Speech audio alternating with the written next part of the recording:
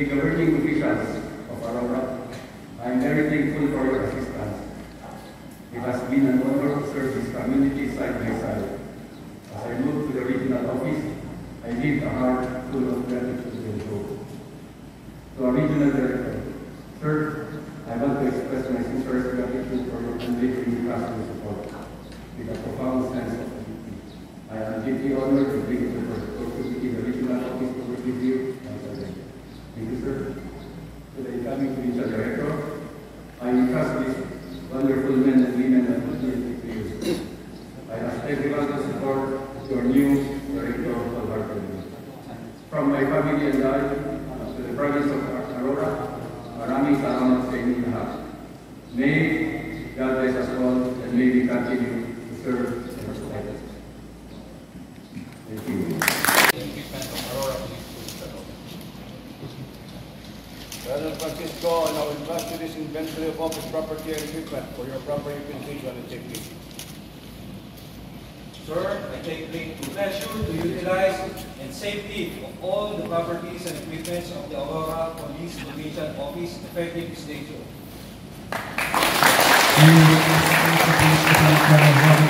The Chief Provincial Plans and Programs Unit of Aurora PPO to hand over the folder of existing plans, programs, and activities.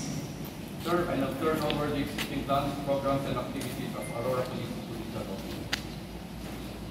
Colonel Francisco, I now entrust you this existing plans, programs, and activities of Aurora Provincial Police Office for you to continue and uphold. Sir, I take great pleasure to carry on and enhance the existing plans, programs, and activities of the Aurora Police Provincial Office.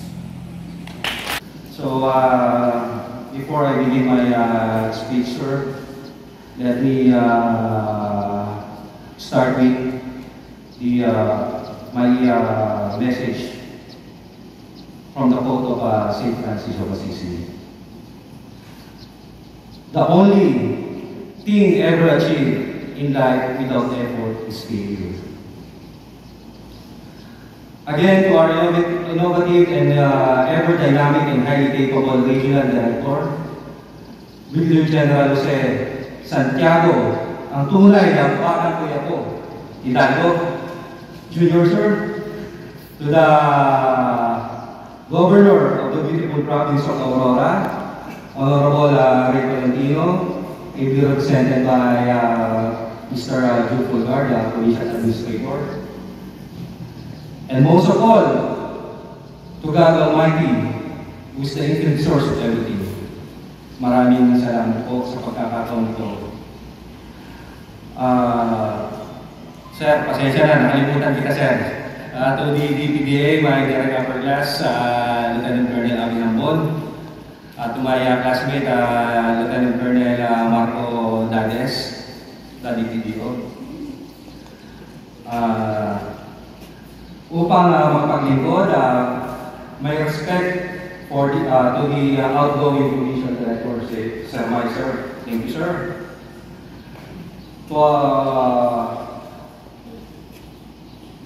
And to the men and women of our PPO, pleasant day to all again. It was in the year 2003 when I first set foot here in this province, which I consider my own. As a young junior officer of then Regional Mobile Group team, counting the rivers we have traversed without bridges then, and seemingly endless unpaved road, conducting internal security operations. Sinabi ko sa sarili ko, I was amazed. Sabi ko, gusto ko ito. Fast forward today, when our snappy regional director told me if I am interested to be the next provincial director of Aurora PPO, of course, it was an automatic yes. Nasabi ko lang, sir, kung ito po yung eksakto. Marami pong salamat, sir. Hindi ko po tatandiyan yan, sir. And now I'm here.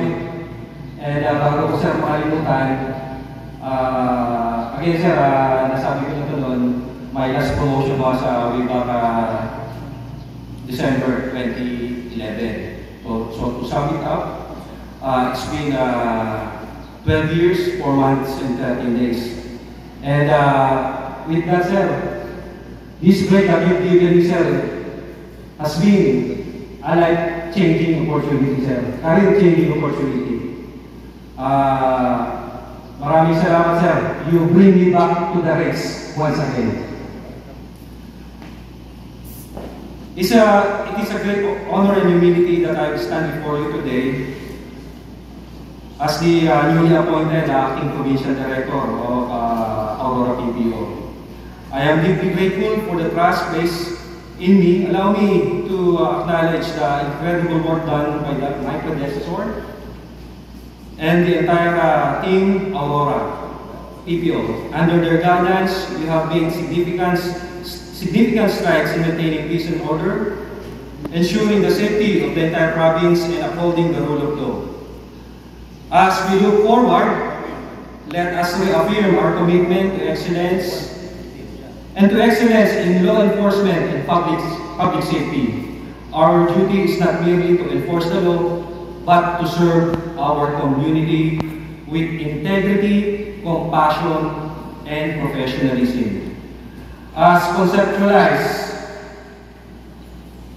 PRO3, Police ng Pamayanan, which was the brainchild of our dear regional director. Each one of us played a vital role in building trust and fostering cooperation with the public.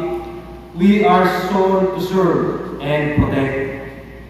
In the coming days, I look forward to working closely with you with strict adherence to the plans and programs of our GPNP under the supervision of our regional director, aligned with the program trust of the provincial government of Aurora under the leadership of Honorable Governor Ray Tolentino. Together, we will innovate and adapt to meet the ever-evolving needs of the community as we strive for excellence in every aspect of our duties. Let us commit to promote culture of transparency, accountability, and respect within the organization. Our efforts will be measured not only by our enforcement actions, but also by the positive impact we have on the lives of the people we ought to serve.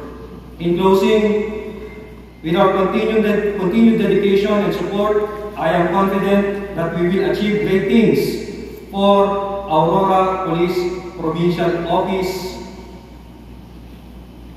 and the PRO3 as well. And of course, the community we ought to serve. In closing, let me impart to you the words of St. Ignatius. Let us live today. Let us love our body as we are going to live forever. And let us take good care of our souls as if we are going to die tomorrow. With that, maraming salamat. Guests, friends from the media, visitors, ladies and gentlemen, isang maganda at mapayapang araw sa ating lahat.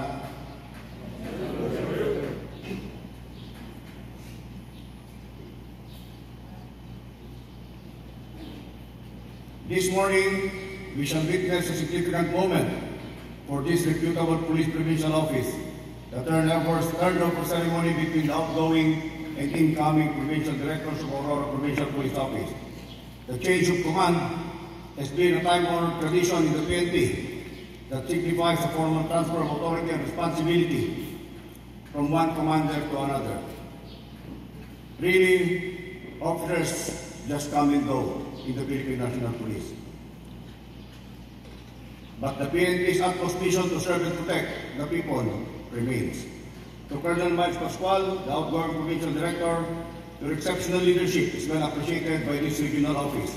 We know that you have worked hard and persevered to pursue our missions and implement our mandates in peacekeeping and social defense. You always put your best foot forward, work excellently, and I am sure you will also succeed in your next posting. Maraming salamat sa iyo for a job well done. Sa ating incoming Provincial Director, Police Colonel Reginald A. Francisco, I expect no less from you compared to the outgoing Provincial Director, since you're not a stranger in this place, but a well-versed and experienced officer brought by your assignment here for more than 3 years. So there's no honeymoon period for you. You hit the ground running. Do your best to further enhance Aurora PPO's efficiency and effectiveness. The task is not difficult, but rather a challenging one. I'm confident that Aurora Province is in good and reliable hands. Aurora Province is one of the fastest rising local tourist destinations in the region. Kung kaya naman, the peace and order situation should always be kept manageable. Actually, yun ang nakakatakot sa Aurora, being one of the most peaceful and safest province in the region. I could compare it to the municipality of Pateros in the National Capital Region. In 1 week, maswerte ng may isa o dalawa na crime incident. Ang problema, yung isa mo sa isang linggo, pag nagdadagan na isa next week, that is 100% increase. Tama ba? Di ba? Yan ang problema sa mga matatahimik na lugar. Ang mahirap, pagka dumalawa, tumatlo pa, from 1, that is already 300% increase. Ang hirap ang muli nun. Tama ba? What's that the way we compute it? But anyway, insofar as the Police Regional Office is concerned, Aurora still remains as the safest and the most peaceful province in Central Luzon. Alam ko naman na kaya-kaya mo ito. Ang masisikasig na pulis ng Aurora PPO, continue doing your jobs with dedication, passion, and enthusiasm. Extend to Colonel Francisco your full support and cooperation. Continue to work collectively and effectively towards the best interests of the public and to work towards our mutual goals and aspirations of promoting public safety. There is no doubt that the strength of our service, the strength of PROT, and the strength of Aurora PPO is in its dedicated people. A strong team. I expect nothing but excellence in the coming years. Patuloy tayong maglingkod ng buong katapatan para sa patuloy na katatahimik at ikaunlad, hindi lamang ng Aurora Province, kundi maging ng buong Central Luzon. Panindigan natin ang ating sinusulong na advokasya na ang pulis ng PROTRI, partner ng pamayanan. Nakalatag na ang ating mga programa, kinakailangan lang natin na patatagin at isabuhay ang mga nakapaloob na aktibidad sa programa ito. Muli ang aking pagbati, congratulations, and good luck. Maraming salamat po at mabuhay ang PROTRI, mabuhay ang mga partner ng pamayanan.